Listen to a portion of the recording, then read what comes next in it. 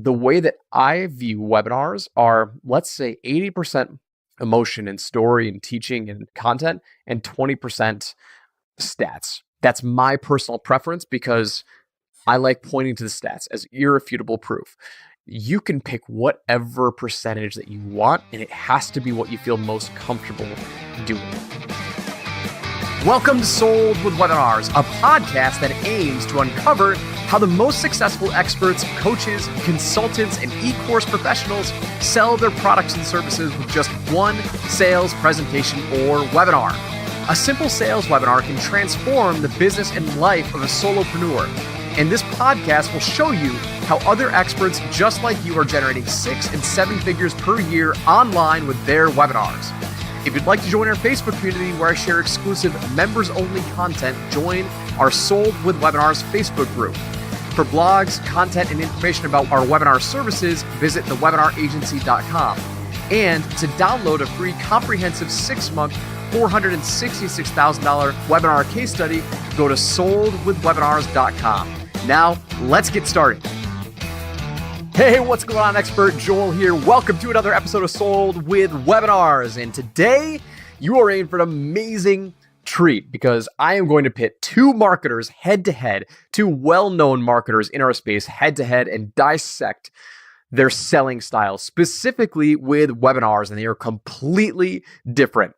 Now, if you've ever wondered what you can sell on webinars, if you've ever wondered how to sell on webinars, if you've ever wondered what style you should be presenting on your webinars, this episode is specifically for you. Oh man, I am so excited. Hopefully this doesn't draw some controversy, but as many of you know, if you're part of the vault, the webinar vault, you know that I spend a ridiculous amount of time studying webinar presentations. I mean, I am going through 10 to 15 per month, and I'm uploading the best ones every single month, roughly every month, and critiquing them for my Webinar Vault students, mainly because number one, I'm always curious and I'm always trying to perfect my craft and figure out how we can craft the best offers for myself and the best offers for my clients. And number two, I study the nuances because there is no one right way to do things. There's methodologies and there's frameworks and there's outlines. Yes, they can help, but our personalities are all different. You look at Mike Dillard and he has a very non-hypey style form of presenting, and he's one of the greatest copywriters and he's had one of the greatest webinars of all time running to cold traffic. Then you look at other guys like Russell Brunson, who is a very high energy, high emotionally based seller, an emotionally based marketer and presenter. And he gets you in with stories and he's getting you in with emotion. He's getting you in at the heart, right? And then you've got another guy like Frank Kern, who is the opposite side of the brain. He is a very logical-based marketer and salesperson. And so the two people that I want to pit up against each other today are those last two people that I have mentioned, Russell Brunson versus Frank Kern. Both are very wildly successful marketers, and both have wildly different forms of presenting on webinars, and both are wildly successful on webinars. Now, the reason why I am presenting both of these two people together is because I've just finished up my latest webinar vault, which was Frank Kern's book funnel for his Get Consulting Clients book. Now, the framework was you buy his book, and then on the back end of the book, he invites you into an automated webinar. So I went through the entire thing. It was freaking treacherous. Let me correct myself there. It was long, right? It was a good webinar. I don't know what his stats are. I don't know how well it's doing, but I know he ran that for a very, very long time. I'm assuming it worked relatively well. Otherwise, he wouldn't have kept running it. So that's my assumption with that webinar. I've seen other webinars and it's the same style, right? Then you go to Russell Brunson, who is a high emotion-based, high storytelling, kind of speak from the heart, connect to your emotions. That's his style of selling. Now, which one is better? Which one is right for you? And that's the real question that you need to be asking yourself is which one is right for you? When I was first starting out, not even in online marketing, back in the day when I was working as a sales engineer, I was, traveling around Buffalo, actually all around upstate New York. I started out watching sales presentations. I was running the dog and pony show, and I was setting up the presentations and bringing my manufacturers around to my clients, and they would give the presentations. And this was my first experience to selling to the technical crowd, just selling in general. This is my first experience. I would sit in the back of the room while the presenter was up giving his presentations, and I'll be honest, 98% of the presentations, and we did a lot of them. That was our primary form of lead generation. We did a lot of these technical presentations, and most of them were pretty terrible. They were very rarely generating any leads for us, any projects.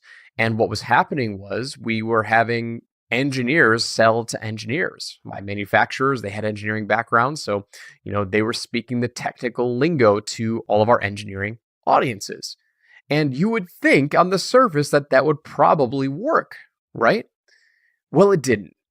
Yeah, obviously, until I started to, I was 100% commission only salesperson, and I was running out of patience because I was barely making any money. If you're not making any sales, you're not making any money. So I had to resort to some drastic measures. I bought a couple of presentation books, sales presentation books, and I saw some common trends throughout them and things that I could do differently. So I started giving the presentations myself, and I implemented a new style, and instantly we started seeing much better results. We were booking hundreds of thousands of dollars in new projects left and right. I was building relationships with my clients, and the game changed. Selling to the technical audience is when I talk about Frank Kern reminds me of selling to the technical audience. He's very numbers driven. So when you go through his presentation, you'll see a lot of facts, you'll see a lot of figures. And I do similar things in my presentations because I want to show the proof. I want irrefutable proof and showing the opportunity of whatever it is that we're trying to sell. So doing that market research is a great way to start to connect with your audience and say, listen, here's the truth. Here's the problem that is going on in our marketplace. Here's the problem that's happening in our industry. Advertising costs are rising, faster than, you name it. And I'll show proof from, third-party statistics that I'm showing, right? So that is showing the big problem in the industry. Then you can also show proof for the opportunity in the industry. So when you go through any of Frank's presentations, you're going to see a lot of logical-based arguments. And that is one way to appeal to a certain segment of your audience. Now, on the flip side, you'll see Russell, all he does is tell stories. And telling stories allows your prospects' imagination to open up and run wild. It allows them to think about what's possible and see themselves in their shoes. Not everybody responds well to logical-based arguments, logical-based content. Some do, some don't. And my firm belief is that if we were to say have, 100 people on a webinar, on a presentation, and 10% of the people bought, right? Let's say Frank's got a 15% conversion rate on his live webinar, and Russell's got a 15% conversion rate on his live webinar. My assumption, and I don't know if there's any way that I can measure this, but my assumption is that while they might equally have a great closing ratio, they are probably closing completely different clients because you have to appeal to the logic and the emotion at some point during a presentation. And it's very fascinating to see okay, cool. There is no perfect webinar formula, right? There's no one way to do an effective sales presentation, like a lot of people might think that there is. And in my training course, in the Webinar Accelerator, I go through my own formula, my own framework. I teach frameworks, not formulas, because I like people to open up their imagination. And it's a combination of logic and emotion. That's my style. While Frank is more heavily based on logic, and Russell is, I'd say, definitely leaning way more on the emotional side with a little bit of logic because he understands that you have to appeal to both sides when you are converting the sale and you're converting the prospect. I like the blend. There's a very, very good combination of it. I love stats. If you study anyone, any good lawyer who is presenting an argument for their case, they are going to give irrefutable proof, and stats are all about proof. So who is better at giving webinars, who's better at giving sales presentations? Or if you're, more importantly, if you're listening to this and you're wondering, okay, who do I invest in, or who do I follow, or, who do I study? I want you to really consider the fact that, who is your audience? If you have a technically based audience, like I did with my engineers, I did have to give a lot of stats. I did have to give a lot of proof. And I shouldn't say I had to give a lot, but I kept it in there because I knew that needed to be fed in their mind. They were very, very skeptical. And so you have to give them proof to overcome those objections.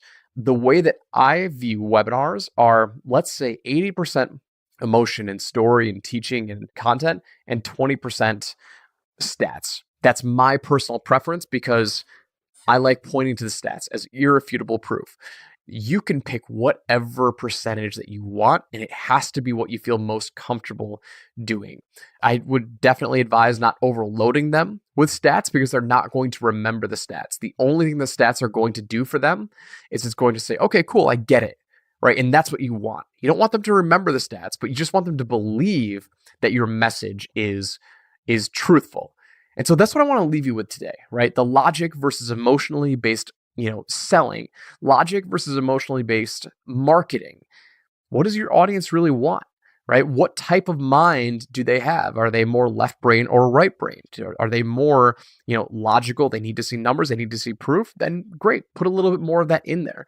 Or are they more based on impulse and emotion? And if that's the case, then keep telling more stories and give demos and give examples. Right? I mean, when we were going through Frank's presentation, I honestly thought he was way, way, way, way, way too technical, way too deep in the weeds. But who am I to critique, Frank? I would love to offer to rewrite his webinar, one of his webinars. I don't know if he'd allow that, but I think that he was leaving a lot of money on the table. I think he was actually doing, the biggest mistake that you can make when you focus too much on logic is you can confuse them. Logic tends to send your mind into different realms of possibility. Logically based presenters tend to be the ones that teach way too much content, way too much going on. And that's what confuses your audience. And that's why you're going to see a lot of your most successful presenters be more emotionally based storytellers, right? And so that is what I want to leave you with today. I want you to think about logic versus emotion. I want you to think about your presentation, your webinar. What are you including more of? Are you including more logic, or are you including more emotion? And really study that. Are you including too much logic? Are you including too much teaching? If you think you are, I highly encourage you to tell more stories, or go on a demo, or show more examples of things. So that's what I want to leave you with today. Hope you guys are doing well. I would love to hear back from you. I would love to hear feedback, okay? Do me a favor, shoot me a message at joel@thewebinaragency.com and let me know what you thought about this episode, and send me your offer, right? I love looking at offers. Send me your offer and tell me what you're working on. I love to start conversations. So that's what I've got for you today. Hope you're having an amazing day, and go crush it. Thanks so much for listening. We hope you enjoyed today's episode, and we look forward to meeting you in the next one. For blogs, content, and information about our webinar services, be sure to visit thewebinaragency.com. If you'd like to download a free, comprehensive, 6-month, $466,000 webinar case study, go to soldwithwebinars.com. And if you'd like to join our Facebook community, where I share exclusive members-only content, join our Sold with Webinars Facebook group. Finally, if you enjoy this content, be sure to give us an honest review on iTunes, Stitcher, or wherever you listen to podcasts. Join us next time, and I'll see you there.